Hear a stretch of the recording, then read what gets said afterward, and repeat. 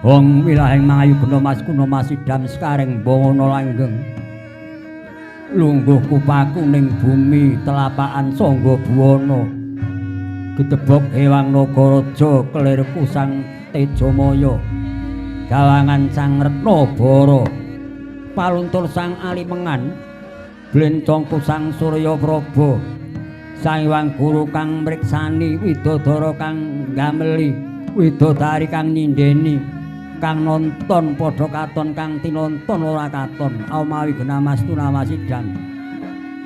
Ing sundalang kandha buwana angadeg pusering jagat ningali meloking kahanan. Kalaning tanggal sepisan tanggal 14 Sukapaksa, Kresna paksa, Apara paksa murup tan kena ing sirep lan surem. Ing sundalang Jatiwasesa ya ingsun kang wenang masesa sakaliring dur aom awigenamastu namasidhan. Hong tabik-tabik risang tabik sun angidung kidung kusi banyak dalang. Ing endi nggonira lungguh radosa padha kumitir ametreng singa prajnana anggupita narawangsa gendere pinathet barang menyaring prasoda sira kakyatangi angadeg ning wringin sungsang amranga ampel gading tugelen karyan sanggar pangruatan ujarala pangruatan tindak luput supataning para werda kaki ngruwata sagunging Mala Sukerta ngruwata sagunging raga gelah tlutuh 73 rinuwat Brastasena suha ngewang siwama siwah minangka pujaku sembahku ya sang Candu Sakti ya sang Ali Lailah Santi Guna Ilawarna hayu-hayu palungguhku sang martaya pangadegku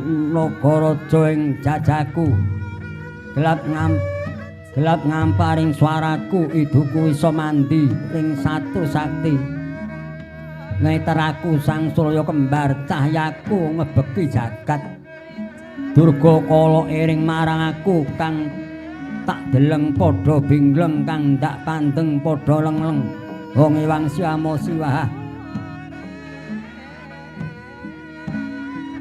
Wong ewang kala sawedana Durga kala sawedana Prabane Wasesa sawedana tumurun mring Madyapada aor pujaning para dewa sang Asmara Jatha wuwusku lan pujaku singgah-singgah kala singgah suminggah lawakna lawak nisi kutara si kutari si brenggala si brenggali si bitapa si bitapi si bintaka si bintaki si durbala si durbali si rumaya si rumayi si udaya si udayi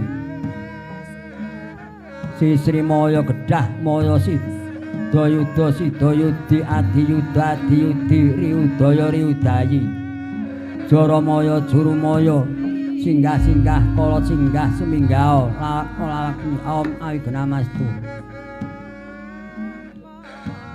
wong wilahing ana geni saka etan putih rupane geni apa karyane geni nglebur lara raga lara geng lara wigena tujuh truh Trajnana budhuk edan sampar buyan minebur geni kang saka wetan wong wilahing ana geni saka kidul abang rupane geni apa karyane geni nglebur lara raga lara geng lara wigena tujuh truh Trajnana budhuk edan sampar buyan linebur geni kang saka kidul ana wong wilahing ana geni saka kulon kuning rupane geni apa karyane geni nglebur raga lara geng lara wigena tujuh truh Trajnana budhuk edan sampar buyan lebur ing geni kang saka kulon wong wilahing ana geni saka lor ireng rupane geni apa karyane geni nglebur lara geng lara wigena tujuh truh Trajnana budhuk edan sampar buyan linebur geni kang saka lor wong wilahing ana geni saka tengah lelima rupane geni apa karyane geni nglebur lara geng lara wigena tujuh truh Trajnana anggupita lebur geni kang murup ana ing tengah aom ai genam om bubuk marubuk padha rusak suwung sepine mamprung balaning kala wong ewang siwah musibah naik kosmos paripurna Kyai Dalang genira maos mantram sakti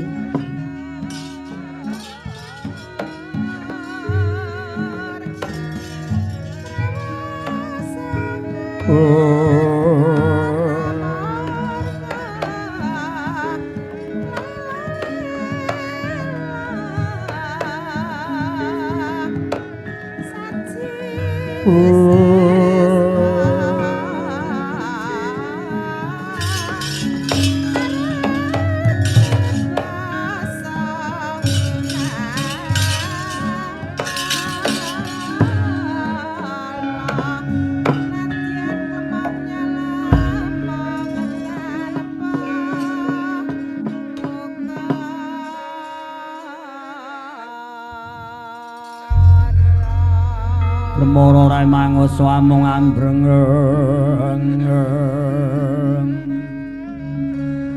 kadi karunaning kaswasa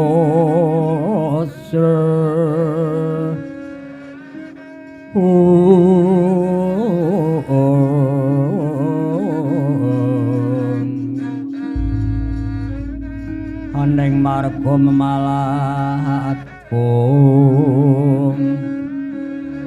Risang kondo astrat bojo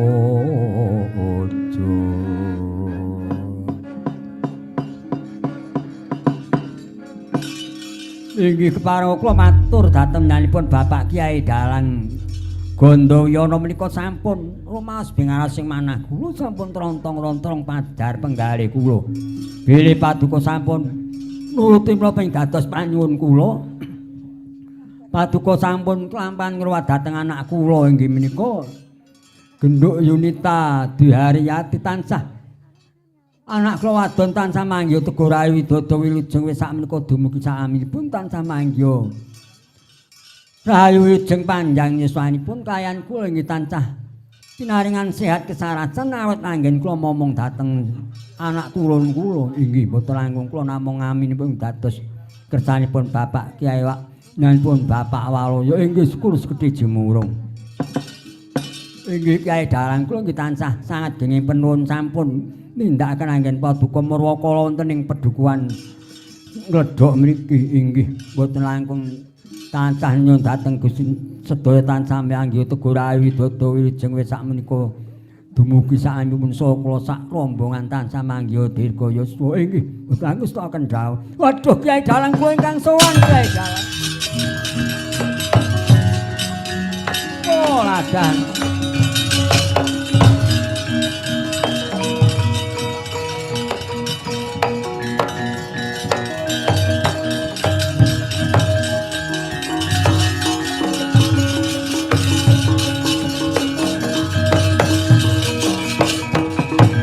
yo bala pandom yo kumulunging sata Hata kula kambat kecrokati lerot-lerot sangyaning pradipati Sangyaning pradipati Pola Dalang Kyai Dalang kula ingkang sowan Bapak Kyai Dalang mengko dhisik sira iku jeneng musa ing nami kula Jakamaya dados mati kula saking Pedukan Medang Kait kula putranipun Ibu Randa Semawit rening kula menika putra tunggal mboten gadhahi kadang nyuwun pengayoman dhateng Paduka Kyai Dalang kaping kalihipun kula dipun bebujung kayapun Bathara Kala kula baripun badhok ing Bathara Kala wah Kyai Dalang kula nyuwun pengayoman kula nyuwun sendata pitulung Paduka Kyai Dalang yen mengkono kowe mlebu manjana jering pepanggungan kono melu nyekel tabuh nabuh sak bisamu yen Bathara Kala mening aku ingkang bakal ngayi boten ngestaken dawuh Kyai Dalang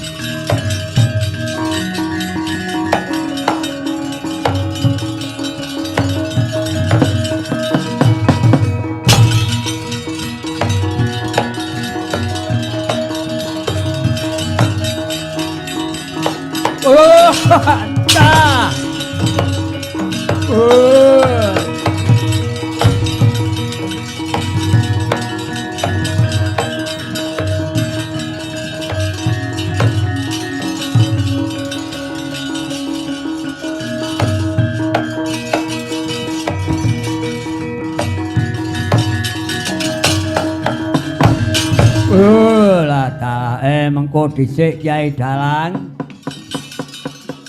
Kyai Dalang lerene mulih mundalang. Lho jenengamu sapa? Aku Bathara Kala tekaku kene aku goleki beburonku. Beburonmu sapa? Ya kuwi Jakamaya dados mati kuwi bocah nandhang Sukerta merga bocah untang-anting dilarake ora ditunggal kuwi dadi panganku. Kene ora ana Jakamaya dados mati kuwi aja ngawuh. Lho, lagi ndelik nyang endi ya? Mengko dhisik Kyai Dalang ana wigati apa saiki mengkene?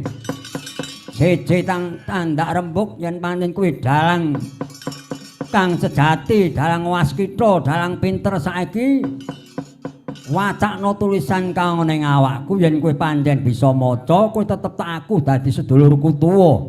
Lan aku mbangun miturut mitu apa sak areh perintahmu.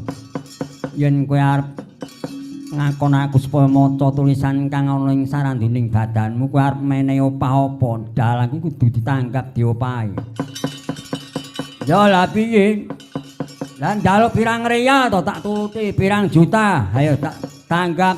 Wis aku ora milik dhuwit saka kowe. Wis aku trima wae ana bedamamu wae. Lho kok malah gampang timen. Dikei ra gelem mung gawe opah bedama ki piye gen kaya ngopo bedamamu tak. Ya yen tampano.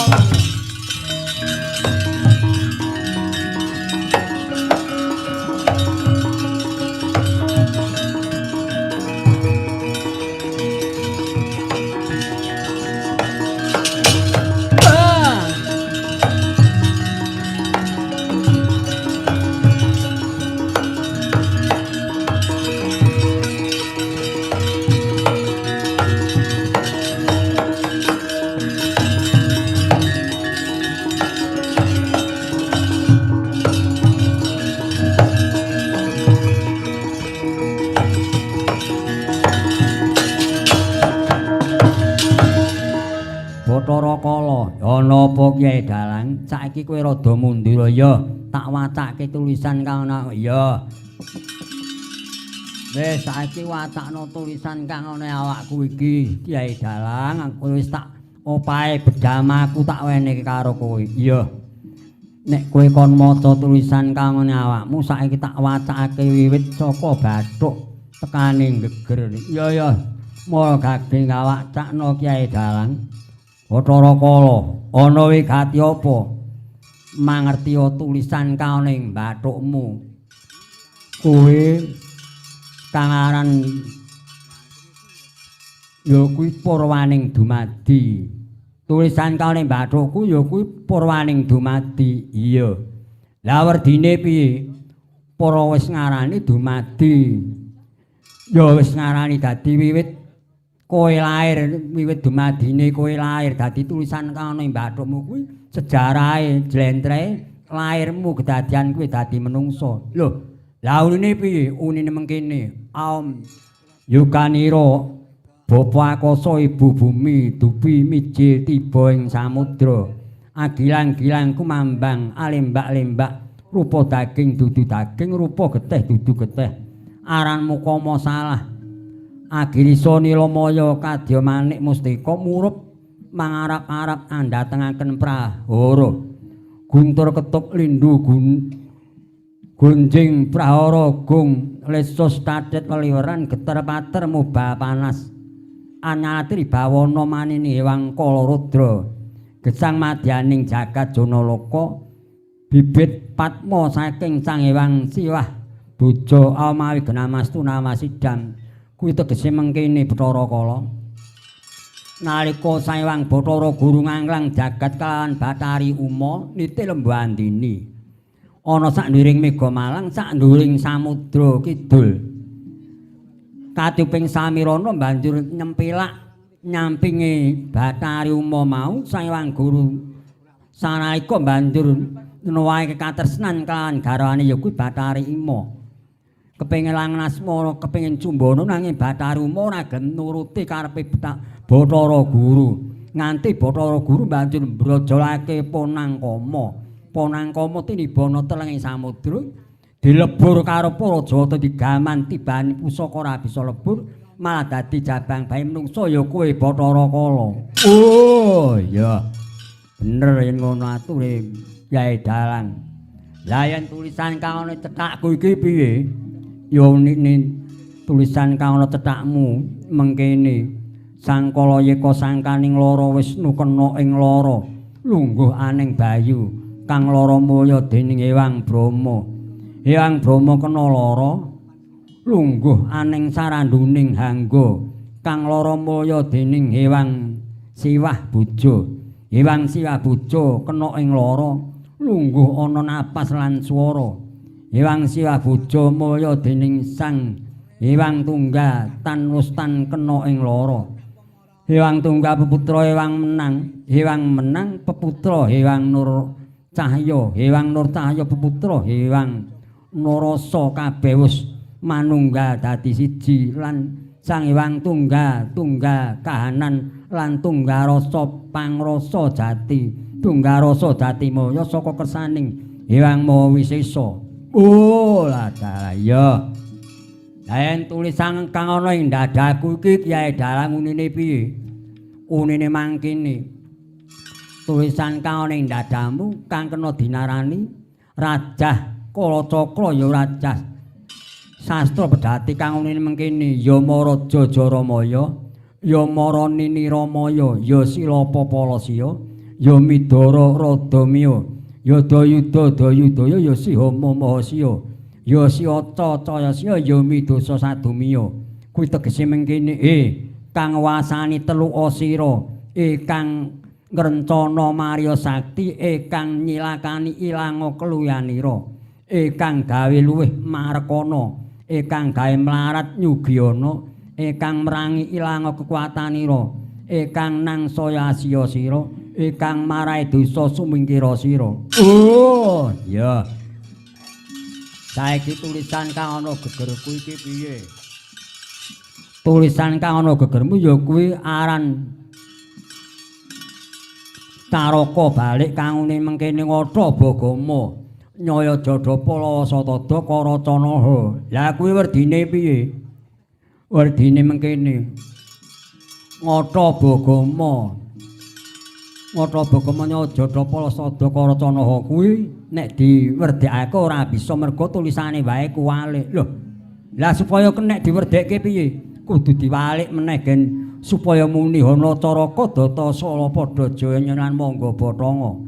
Lah yen mengkono werdine piye? Hana Caraka ana wis ngarani Caraka utusan. Dadi sipating jalma manungsa urip ana ing lumahing jagat iki pinangka dadi utusaning Gusti ingkang Maha Agung. Hana Caraka yen Datasala datan swala ora kena ngresula, ora kena mingkuh, kudu tumindak makarya ya ku sak bisane dhewe padha makarya padha golek mula pametu kanggo murakabi marang keluargane kabeh tumuju marang bebener ora nalingsih marang wewatoning urip. Oh ngono Hana Caraka Datasala. Banjur padha jaya padha wis ngarani jayanya pengpengan. Wong urip ana madya padha kuwi ora kok kudu pengpengan bisa ngalahke manungsa liyane, ora kena kudu ngalahke karo liyane, kok ora tegese bisa ngalahke kuwi wong urip bisa ngasana lan bisuwa ya kuwi nirep manungsa kang duweni kadang patang perkara kang aran ya kuwi Al-Amah Supyamarah Mutmainah kuwi mau. Awit manungsa yen dikendhaleni sedulur Al-Amah Amarah Mutmainah lan Supyah kuwi mesti bakal akeh tumindak kang ora bener mergo nuruti hardane kanepson.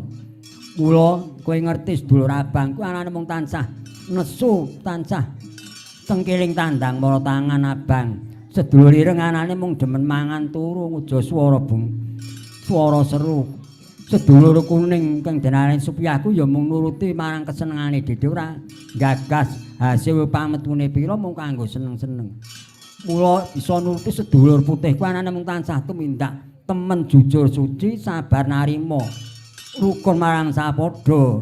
Wah ngono kuwi jenenge kudu bisa ngunjara sedulur patang perkara kuwi kang dinarani padha jayanya. Iya lah yen monggo Bathanga monggo wis ngarani Bathanga Batang Moga kuwi sukma kuwi raga. Yen sukma cacakaraga mung gari badang.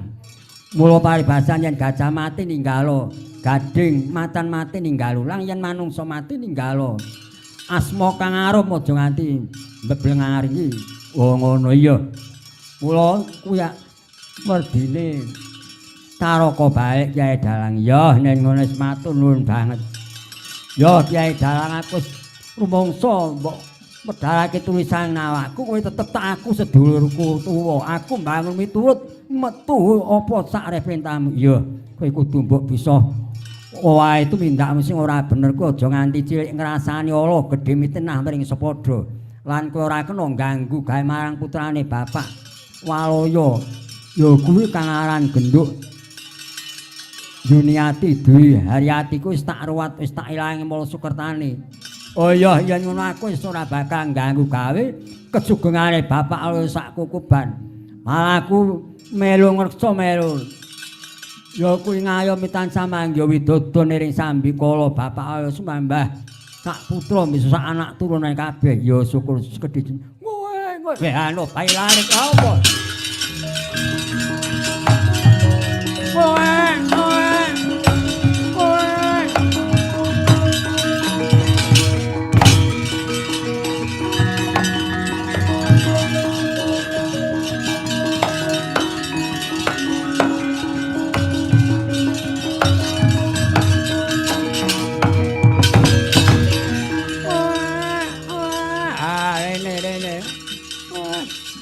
Kyai Dalang ana wigati apa Bathara iki mengki dawuhe Bapak Guru yen ana wong nanggap mayang delalah disane kono ana wong babaran kuwi dadi bagianku dadi panganku. Arep tak pangan mongko aku nek mangan kudu bagi disembelih dhisik. Lha aku ndilih gaman utawa bedhama sing tak ngopah karo kowe arep tak nggo mbelih bayi iki ora kena. Kuwi ndilih bedhama iki najan iki dhuwit wis dadi panguwasaku. Wandile mbok ngungani kaya bae sing ora ndek dosa ora entuk. Wah, la piye iki? Wis entuk pan garing ngemplong ora bisa iki piye iki Dalang? Saiki tak wene dalan. Saiki joli-jolan wae. Bayimu tak ijoli karo bedhama iki, bedhama tak balekke nyang kowe. Bayi dadi duwekku dadi anakku angkat entuk ora. Sebab kowe puluh ndiya bayan mbok panono iso ning nek kowe nggo bedhama iku mbok nggo golek menungso liyane. Lah yen ngono ya joli-jolan yo.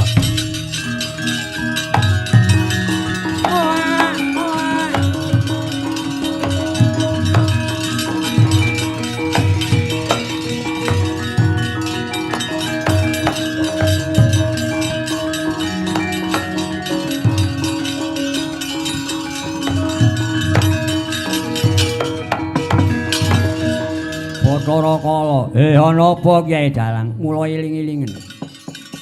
Yen ana dalang mayang ning desane mbuh desa ngendi yen ana wong babaran kuwi syarate kudu diwenehke karo dalang. Gen disuwuk karo dalang den diwenehi jeneng karo dalang. Kuwi wis klebesi padha karo sing ngelangi mula Sukertane. Oh ngono Kyai Dalang. Iya iki kula bae iki wadon tak jenengake Nyiruwati ki dadi bagianku. Oh iya. Yen ngono sakora sok lakon ganggu daya mung aku njaluk sajen olehmu dalang Kyai Dalang. Arep nyuwun apa? Ya aku arep njaluk debok iki sesuk es bubar paripurna tak jaluk tak nggo lumpana Segara Kidul. Ya yen wis paripurna jaluken. Lan aku njaluk sajen tumpeng werna telu ya tumpeng robyong, tumpeng kendhit, tumpeng rajek wesi. Tumpeng robyong tegese tumpeng sing diwene jangan karo ndok kuwi tak jaluk. Lan tumpeng kendhit tumpeng sing ditutuli langes karo injet kuwi ya tak jaluk. Tumpeng rajek wesi tumpeng sing dicublesi dom kuwi ya tak jaluk. Ya yen ana jupuk yen ra ana kuwi sing gedhe pangapuram. Ya Kyai Dalang.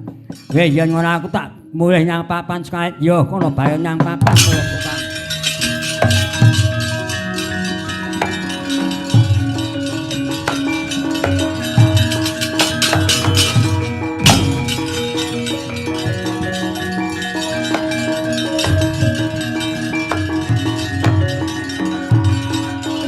Kyai Dalang aku teko Kyai Dalang.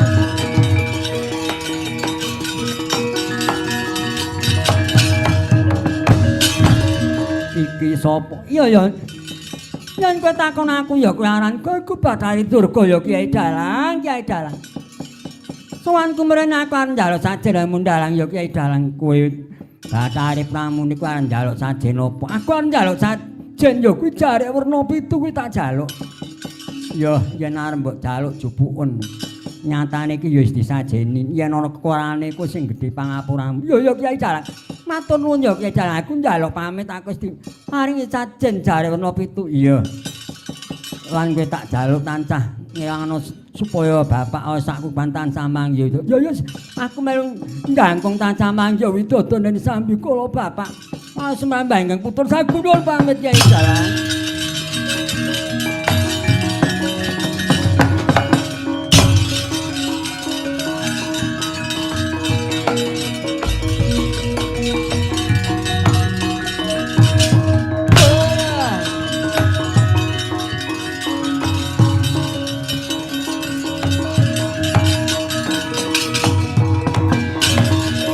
Bapak Kyai Dalang aku ingkang sowan sira iku supaya aku kala lumur aku sing tunggu sumur Pak Dalang aku arep njaluk sajen oleh mundalang ku arep nyuwun apa aku arep nyuwun ya kuwi bangsaning iber-iberan kaya ta pitik sak judul lanang wedok tak jaluk bebek sak judul lanang wedok tak jaluk dara sak judul lanang wedok tak jaluk lele sak judul tak jaluk ya yen ana gawanen yen ana kekurangane kuwi sing gedhe pangapura. Ya matur aku nyuwun pamit Kyai Dalang.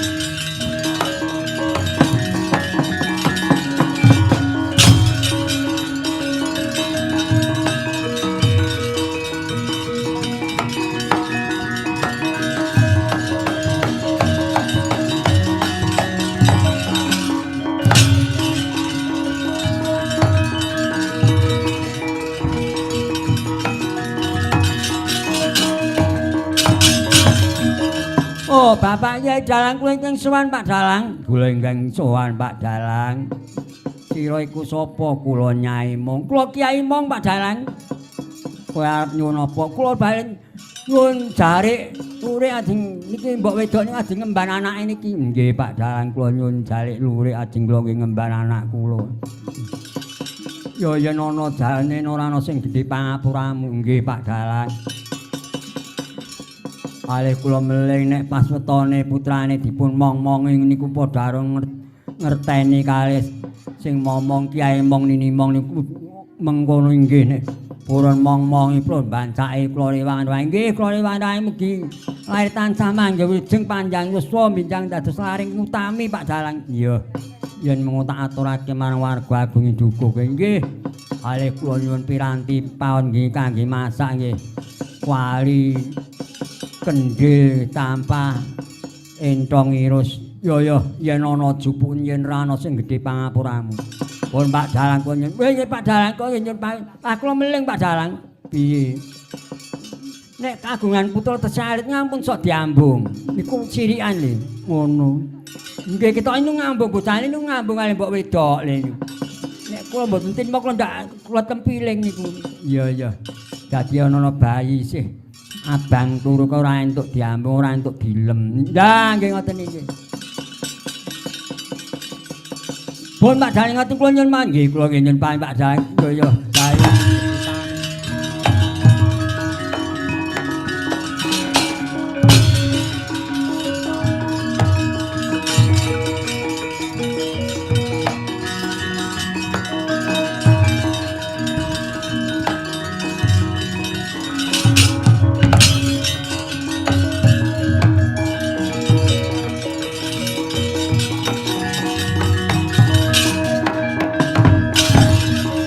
Kyai Dalang aku sing teka sira sapa aku Kyai Sapu Jagat kowe arep apa aku njaluk sajen ya kuwi jarik poleng tak jaluk tak nggo bebetan ya ana dipun yen ora ana sing gedhe pangapuramu iya lan aku njaluk tulung karo Kyai Sapu Jagat iki banjar pekarane Bapak Waluya tekaning desa ing Kledhok ki Saponana yen ana sengkaling karben lunga sing adoh saka karase bapak ya tak saponane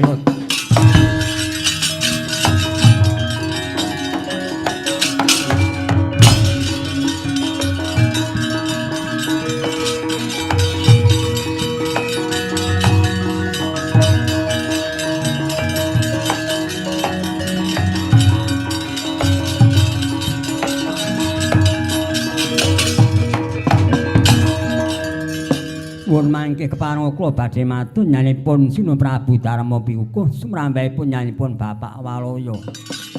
Rening sampun paripun anggen kula nindakaken murakala mbok bilih wonten lepat kula sak warga kula sak rombongan tansah nyuwun pangapunten sak pengker kula Bapak Waloya sekayan ingkang putra genduk Yunita Dwi Haryati ngantos dumugi sak turun-turun tansah manggih tego rayu widodo wilujeng tansah agung rezekinipun tansah bahagia mulya sugengipun inggih Bapak Kyai Dalang pangestu paduka tansah kula suwun malah kula badhe nyuwun pamit Sunu Pradarma nggih nyuwun pamit nggih ngaten mboten langkung saken Kyai Dalang pundhipun namung ndherekaken Darjo Kewala Kyai Dalang.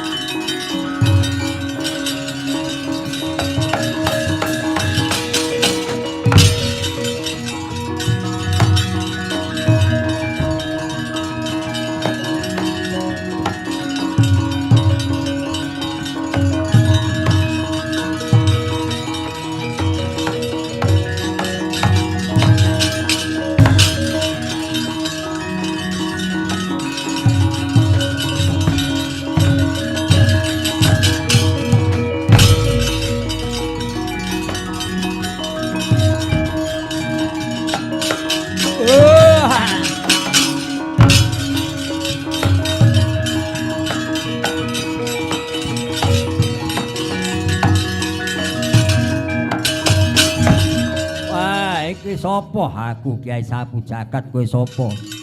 Aku Kyai Kala Ngadang sing tunggu latar aku njawab sajen ora minggat.